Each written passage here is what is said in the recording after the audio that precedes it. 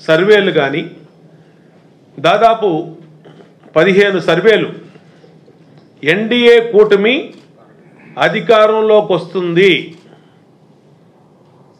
ఏ విధంగా వస్తుందో కూడా ఏ ఏజ్ గ్రూప్ వాళ్ళు ఏ విధంగా పోల్ చేశారు, ఏ ఏజ్ గ్రూప్ వాళ్ళు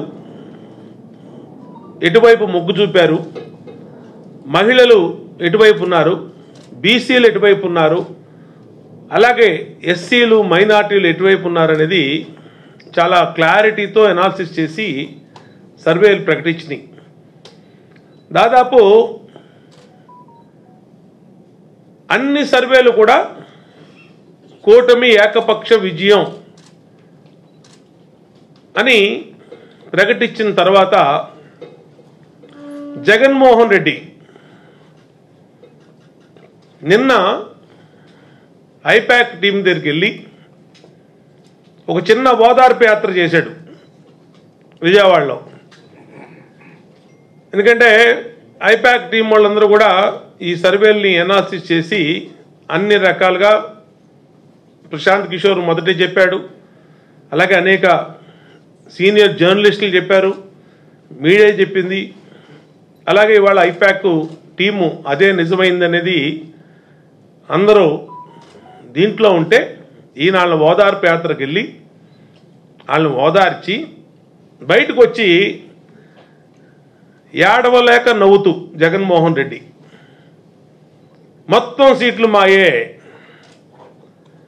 మొత్తం గెలుస్తున్నాం, చరిత్ర సృష్టిస్తున్నాం, జూన్ 4వ తారీఖు దేశం మొత్తం ఏపీ వైపు చూస్తుంది అన్నాడు.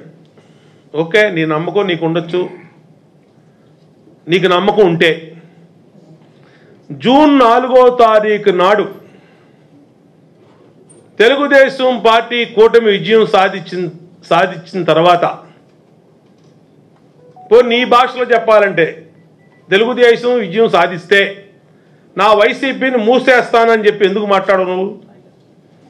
మరి గెలుస్తున్నానని చెప్పావు, ఏకపక్ష విజయం అని చెప్పావు, సీట్లన్నీ 175 సీట్లు నీకే అని చెప్పావు.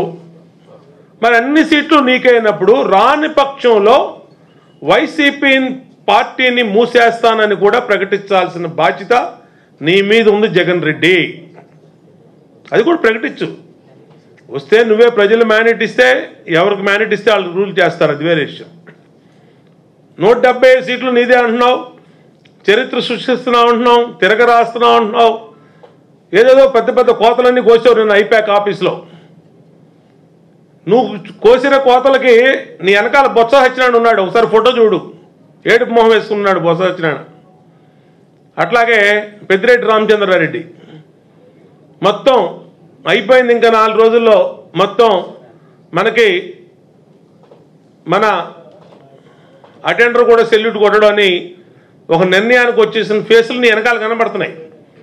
నీకు ఐపాక్ ఆఫీస్ లోపల చెప్పింది కూడా అదే చెప్పారు. లోపల ఓటమి ఖాయం వైసీపీకి, వైసీపీ చేసిన అరాచక పాలన, 5 సంవత్సరాల పరిపాలన, ప్రజలు విసుగెత్తిపోయారు అన్ని రకాలుగా, ఒక రకం కాదు.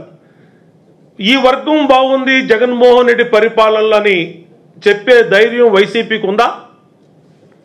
మా పరిపాలనలో ఈ మహిళలు బాగున్నారు, చిరు వ్యాపారులు బాగున్నారు, కార్మికులు బాగున్నారు, వ్యవసాయ రైతులు బాగున్నారు, వ్యాపారస్తులు బాగున్నారు, బిల్డర్స్ బాగున్నారు. ఒక్క వైసీపీ పార్టీ ఎమ్మెల్యేలు, మంత్రులు, ఎంపీలు జగన్మోహన్ రెడ్డి తప్పితే ఈ రాష్ట్రంలో బాగుంది ఎవరో కొన్ని వైసీపీ చెప్పమనండి, చెప్పే పరిస్థితి లేదు. అన్ని వర్గాల్ని నాశనం చేసిన జగన్మోహన్ రెడ్డి పరిపాలన, విసుగెత్తిపోయినటువంటి జగన్మోహన్ రెడ్డి పరిపాలనకి అర్ధరాత్రి 2 గంటల వరకు ఓటేసి సమాధానం చెప్పారు ఆంధ్రప్రదేశ్ ప్రజలు. ఇతర ఊర్ల నుంచి